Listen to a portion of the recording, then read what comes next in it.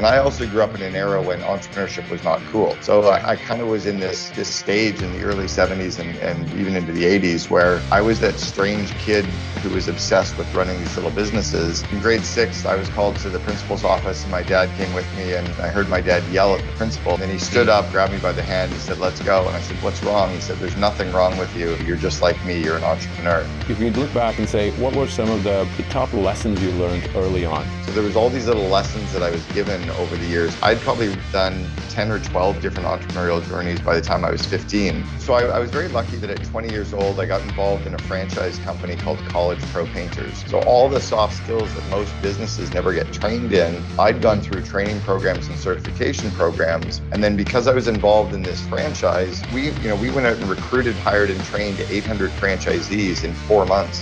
What are some of the operational skills you think in today's leaders are missing? Real business growth comes from caring about and obsessing about and growing people more than sitting behind a desk and pushing paper. I was very engaged on the people side of the business and growing the culture, but I think oftentimes entrepreneurs get stuck behind their desk, being business, playing business, looking at stuff instead of being out there and moving the business forward. What were some of the hardest obstacles that you personally had to deal with? As a leader, we often have to overcome is kind of the silence and loneliness of the stress of being an actual entrepreneur. We might talk about the problem 5 years later, but nobody is out there going, "I can't pay my bills right now. 2 of my employees just quit without notice." It's really hard in the day-to-day to be an entrepreneur, to be a COO. You feel the vacuum of loneliness. I've had to learn how to navigate those bad times and stressful times. Otherwise, you just implode. Talk to me about 1-800-GOT-JUNK story. 1-800-GOT-JUNK was what I got known for, but there was a track record of growth that was pretty substantial.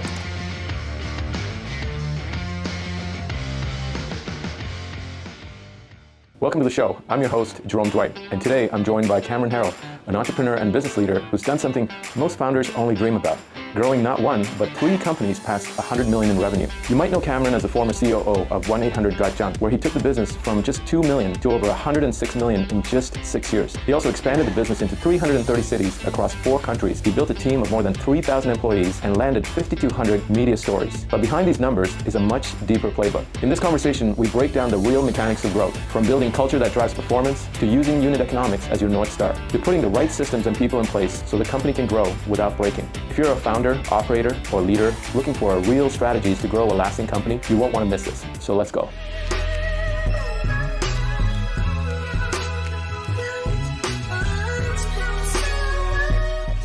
Cameron Harrell, welcome to the show. I've been waiting a long time to have you on because you have one of the most diverse experiences spanning a career. Both from, most notably, starting businesses at the age of 18, being involved in so many different businesses, taking 1-800-GOT-JUNK, a brand that we know virtually everywhere, from 2 million to over 100 million in revenue in just 6 years. So I want to really unpack that. You've got a great story. We're honored to have you. But let's start from the top. You grew up in northern Canada. Would you say small town northern Canada? Yeah, I grew up in a blue-collar mining town called Sudbury. My father was an entrepreneur. Both sets of grandparents were entrepreneurs. All I ever really knew was that entrepreneurial journey. And my grandparents and family raised the 3 of us to be entrepreneurs. My sister Christy runs a business in Toronto and has for 25 years. My brother runs his up in Sudbury and has for about 20 years. And then I've been running my own business. So it's all we've ever really known was that entrepreneurial journey. That's awesome. And early on, I see a strong correlation with many of our guests who are successful entrepreneurs who had a parent, a father or mother who was themselves a small business owner who was encouraging the entrepreneurial practice or the discipline. Was that part of your early sort of influence, the family kind of being in entrepreneurial ventures? Yeah, for sure. My parents also noticed in me some entrepreneurial traits. I was very ADD as a small child. I was definitely bipolar, and I had the traits that many successful entrepreneurs have that are talked about as being diseases. They just saw them as being definitely an entrepreneurial makeup. So what they decided to do is give us the entrepreneurial skills, speaking from a stage, leading others, overcoming adversity, being able to sell, being able to problem solve, spot opportunities. So there was all these little lessons that I was given over the years, and I could speak to tons of them. I'd probably done 10 or 12 different entrepreneurial journeys by the time I was 15, but my parents let me try and fail and learn from those. And they would almost coach me after the fact. They wouldn't stand out at the curb letting me run my lemonade stand. They would talk to me at dinner as to how it went. So they let me go through the rough parts of the day and then learn from it. They let me go door to door for weeks, raising money or selling license plate protectors. They let me go and hire neighborhood kids to deliver newspapers for me when I was taking on more newspaper routes, and I hired kids to do that for me. They let me learn those lessons, and then they spoke to me afterwards. So I think that kind of was the grooming that I grew up with. And then they also showed me that being an entrepreneur was not about making money. It was about having control of your time and being able to do what you wanted, when you wanted, and the money would follow. So I was very focused on the entrepreneurial journey as a great lifestyle thing, even as a kid. For many of us who are blessed to have parents like that, who recognize that things like ADHD, ADD, bipolar, where they're widely seen as, you quite rightly put, a disease, where to many of us entrepreneurs, in fact, I've been very public about having some of those same challenges. Those are actually gifts. And if you can have parents early on who recognize that and nurture that, it really sets you up for success. Sounds like you had that in your family. Yeah, I remember in grade 6, I was called to the principal's office and my dad came with me, and I was sitting outside. My dad was inside the office with the door closed, and I heard my dad yell at the principal saying, "There's nothing wrong with my kid. The problem is the school. The problem are the doctors." And then he stood up, opened the door, grabbed me by the hand, and he said, "Let's go." And I said, "What's wrong?" He said, "There's nothing wrong with you. The problem is they don't understand you. You're just like me. You're an entrepreneur." And I was being told to sit still and pay attention and be like everybody else and try harder and memorize things. And I was like, none of this makes sense to me. They're talking too quickly. I learned by watching. I learned from doing, and they're just talking at the front of the class. Plus, I've got this little business and I'm trying to sell stuff to everybody, and they're telling me not to do that. And I also grew up in an era when entrepreneurship was not cool. So entrepreneurship started to become trendy around 1995 with the growth of the first dot-com era. Prior to that, entrepreneurs in the school system were these greedy little capitalist kids who were teased and made fun of and shut down. So I kind of was in this stage in the early 70s and even into the 80s where I was that strange kid who was obsessed with running these little businesses. I was trading stocks at 16 out of the newspaper, but it wasn't a cool thing. It was this kid who just couldn't pay attention and couldn't focus. That's what I was always told. So my parents just showed me how to leverage those as a skill, right? How to leverage the ADD by seeing everything that was happening in the business opportunities.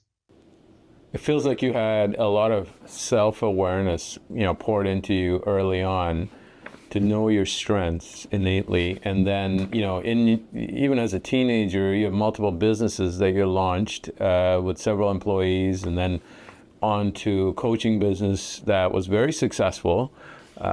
So, talk to me about how you were able to just continue to build on, one thing after the other. What was motivating you? Did you have a bit of a fire inside to kind of prove something to yourself? No, I don't think I ever had a fire to prove anything. It was more that I just loved that entrepreneurial journey of, I would spot an opportunity and I loved being able to capitalize on that. I remember the first real business deal I did, I was getting coat hangers and bringing them to dry cleaners for a recycling fee for 2.5 cents a coat hanger.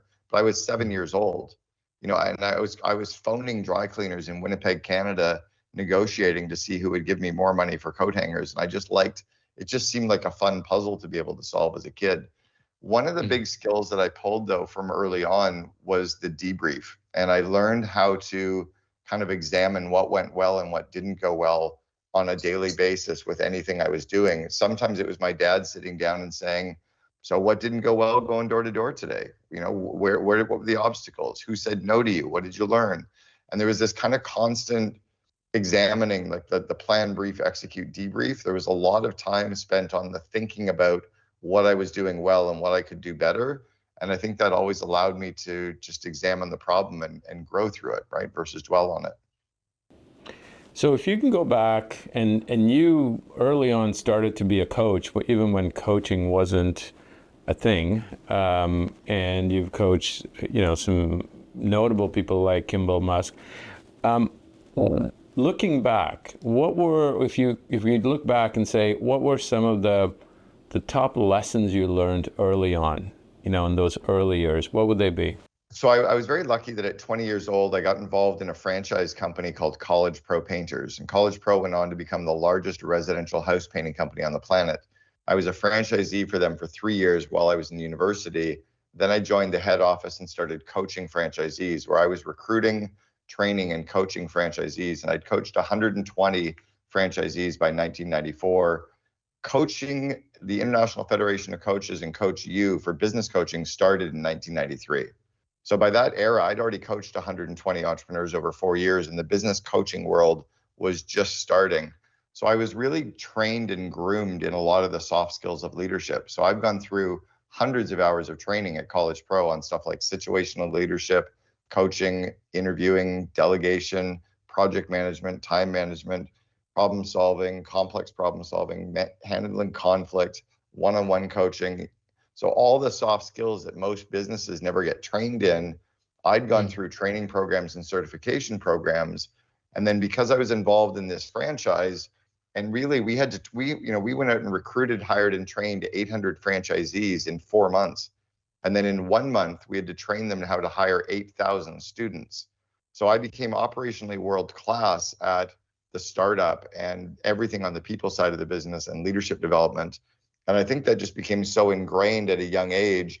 And I was so afraid of failure that I was the kid memorizing the manual. I would memorize the 350-page operating manual out of fear. That just became my operating manual. So it was like a real world MBA at a very young age. What are some of the operational skills you think in today's leaders are missing? Because you touched on this very early on in your career. And when I think about even the companies I'm scaling, having a handle on key operating metrics and being a true operational leader is really what separates companies that really scale from companies that never really take off, right? Knowing your unit economics, all of those data, it seems to me somewhat of a rare skill these days. Yeah, it's funny you mentioned that. I was trained in that at a very young age at College Pro. In the first summer, I just knew that I needed to make $3.52 of gross margin per operating labor hour. So I did a basic P&L, a basic income statement for every house that I painted that summer. I painted 80 houses, and I did 80 little P&Ls that I would learn from and adjust. And I just understood, again, the basic unit economics. But I also was trained that real business growth comes from caring about and obsessing about and growing people more than sitting behind a desk and pushing paper. So the mantra that I grew up with was people by day, paper by night. So during the daytime hours, I was with my people. I was with my team. I was with my customers. I was with my suppliers. I was very engaged on the people side of the business and growing the culture. And then when that was shutting down, then I could sit and look at the numbers and worry about the P&L and do the accounting. But I think oftentimes entrepreneurs get stuck behind their desk, being business, playing business, looking at stuff instead of being out there and moving the business forward. Incredible insight. As simple as that is, it's so easy for the leaders to sit in their office and look at business plans as opposed to being in the field.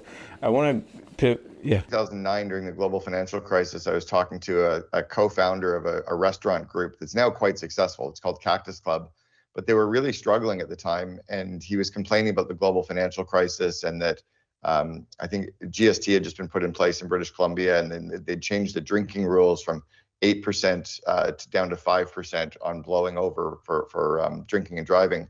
And he was really complaining about all this. And I said, Andrew, you've only got 5 locations. If you would spend more time out marketing to the postal code around each of those 5 locations to making sure that every man, woman, and child within a 5 to 10 minute walk of every location knows of the Cactus Club brand, you guys would explode. Get out of your office and stop reading all the newspapers about the global financial crisis and worry about marketing in those 5 postal codes.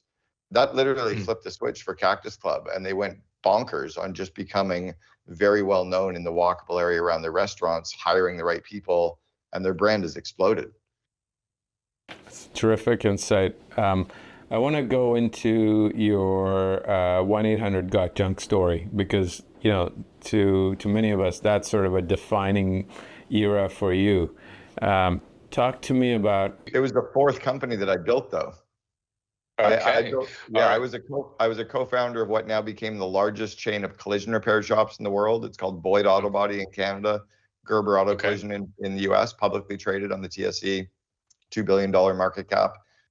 Then we built a private currency company back in the late 90s that we sold for $64 million in 2000. And then prior to that, it was College Pro. So 1-800-GOT-JUNK was what I got known for, but there was a track record of growth that was, pretty substantial.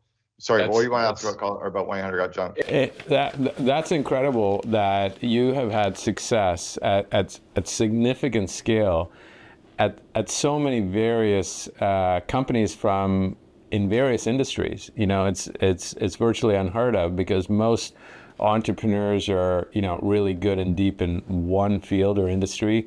So kudos to you. It sounds like you had a common talent or skill set or insight that you were able to transfer across industries. So I want to come back to some of those other companies, but on the 1-800-GOT-JUNK story, you're well known for that. When you got there, it was quite a small enterprise, a couple $1 million in revenue. Tell me, what was it that brought you there, and then how did the journey to making it really a leader in a category that probably never even existed? Sure. So 5 years prior to joining, I had invested in becoming a part of a mastermind community called EO. It was called YEO at the time, the Young Entrepreneurs Organization. And I was in a forum with Brian, who was running a business called the Rubbish Boys. He was bumping up to about $1 million in revenue. I was running the auto body business and then later the private currency company. So he watched me for 5 years building those businesses. I watched him struggling and growing his junk removal business. And he asked me if I would coach him at the end of that 5-year period. And I said I'd come in and coach him, but I would never work for him. After about a week of coaching him and his team, the team came in and said, we'll never be able to do what Cameron's teaching us. You should just bring him on board full time. So I was really inspired by the vision that Brian had for scaling 1-800-GOT-JUNK. And then I was able to reverse engineer that vision very quickly and show him the critical 10 things we needed to do to get that traction and get that growth happening. So we just started to execute on that. And I think that the three big ones that we did was we raised our prices by 40% that first month.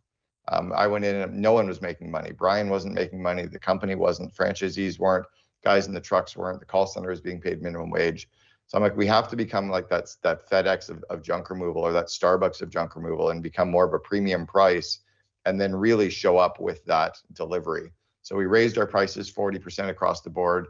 Everybody thought we were going to go bankrupt. I said, we're going bankrupt anyway. So we're either going to go bankrupt and try to be profitable or we're going bankrupt anyway. But I understood the unit economics across the P&L. And I wanted our franchisees to be able to make a lot of money too, because if they made money, they would validate, we could sell more. Second thing we did was we had to build a little more than a business and a little bit less than a religion. And I wanted to get into the zone of a cult. And I was very well known for having built these company cultures. And I knew that culture would scale the company. So we became the number 2 company in all of Canada to work for 5 years later, twice ranked number 1 to work for in British Columbia. And it was that cult-like magnet that attracted, good employees, good franchisees. And then the third flywheel we focused on was more press coverage. We had no money for marketing, but I understood how to land free PR. So we really built a good PR machine. And over 6 years, we landed 5,200 individual unique stories about the company. And that was prior to social media even existing. So we had nowhere to amplify the PR. I talk about it in my new book, Free PR. But those were the three kind of focuses or flywheels that we focused on and obsessed on.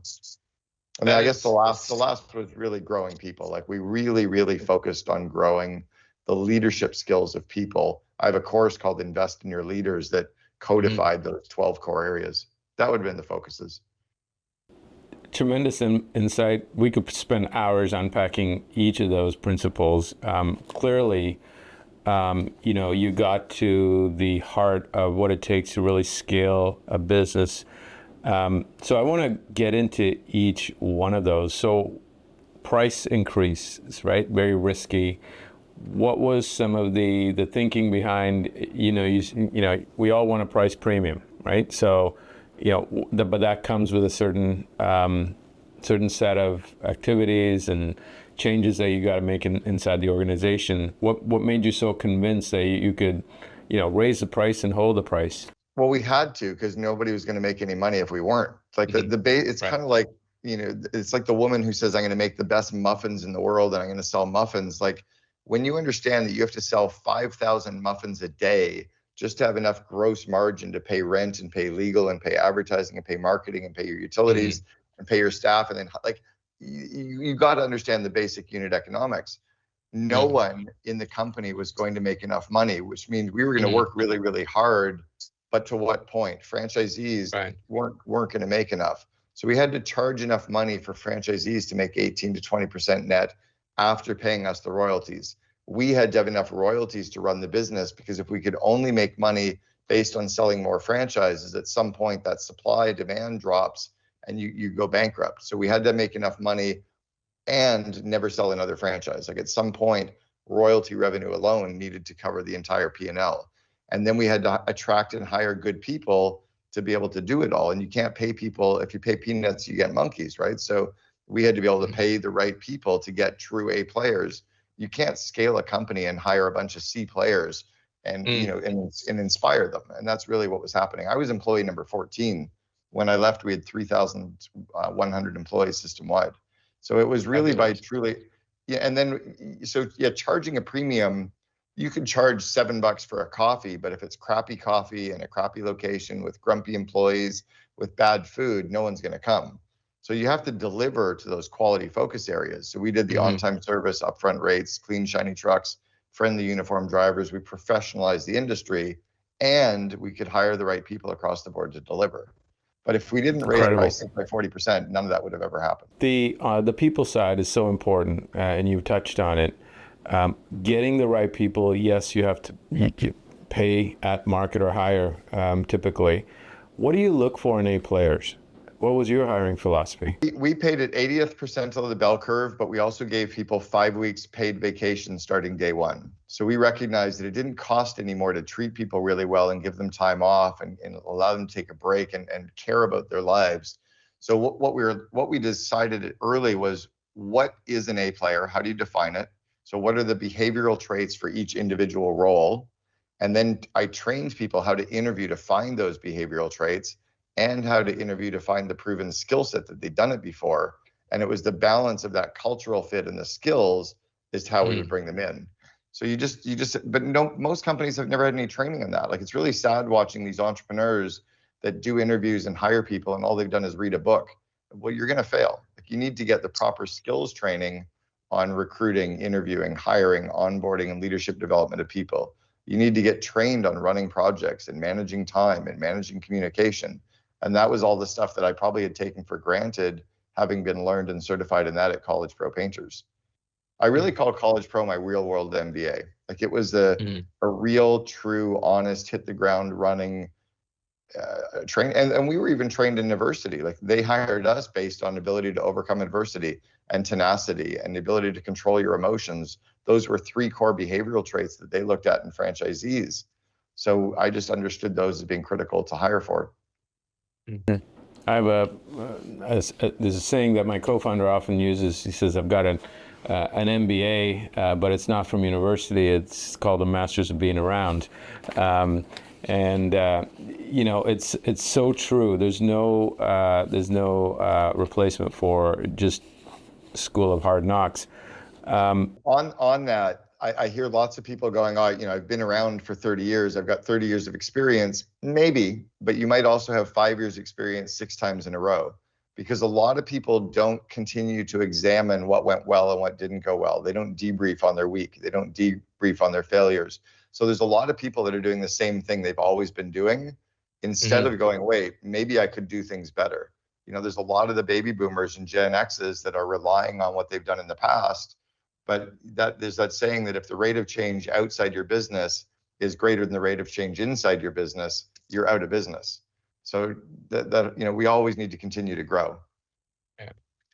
Cameron, when I look back at your other ventures, including College Pro, if you were to say, what were some of the hardest obstacles that you personally had to deal with and overcome?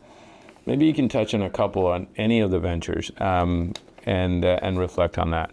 I think one that as a leader we often have to overcome is kind of the silence and loneliness of the stress of being an actual entrepreneur, right? And prior to social media, and even now during social media, there's almost not a single entrepreneur on the planet that in the day of having a problem shares that problem.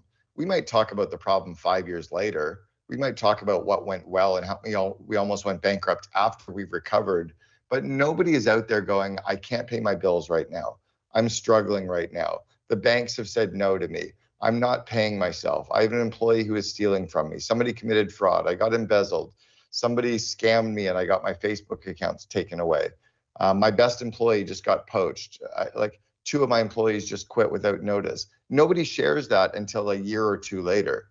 So it's really hard in the day-to-day to be an entrepreneur, to be a COO. You feel the vacuum of loneliness unless you're in a mastermind like YPO or an EO or a Genius Network where you can share with others.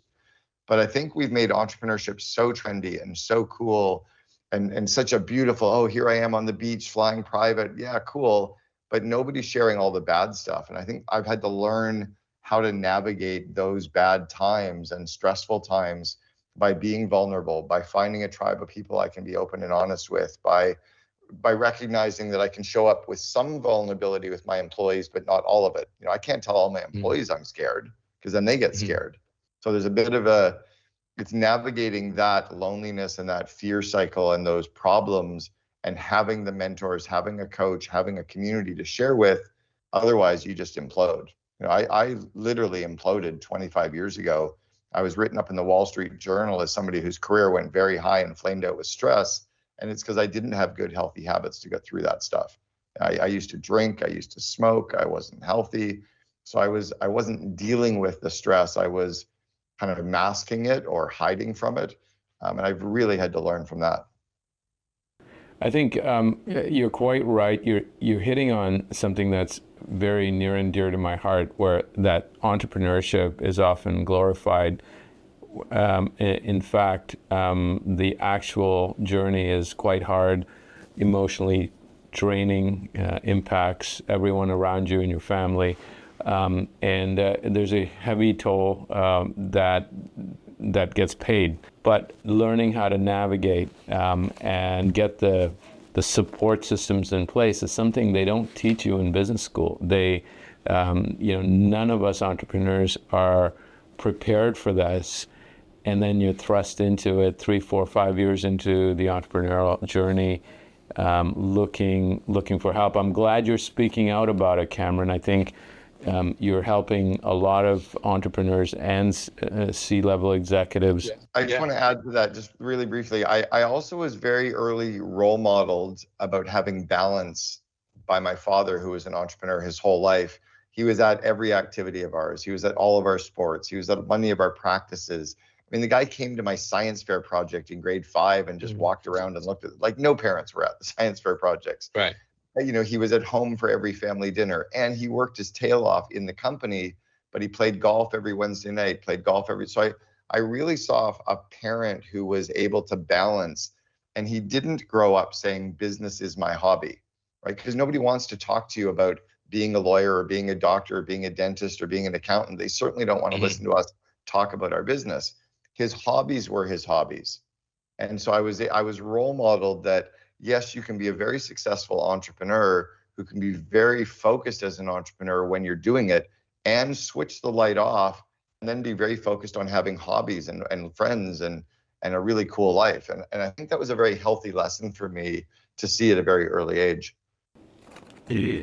Cameron, you've also gone on to, shine the spotlight on the number 2 position, the COO position, and the importance of it. In every company I've built or scaled, I've learned that the number 2 position really is one of the most, if not the most critical roles to support a CEO. And you coined an interesting term. Every CEO needs a Cameron, and you coach and help COOs, and as well as CEOs understand the importance of COOs. So maybe talk a little bit about what you're aiming to accomplish with this initiative.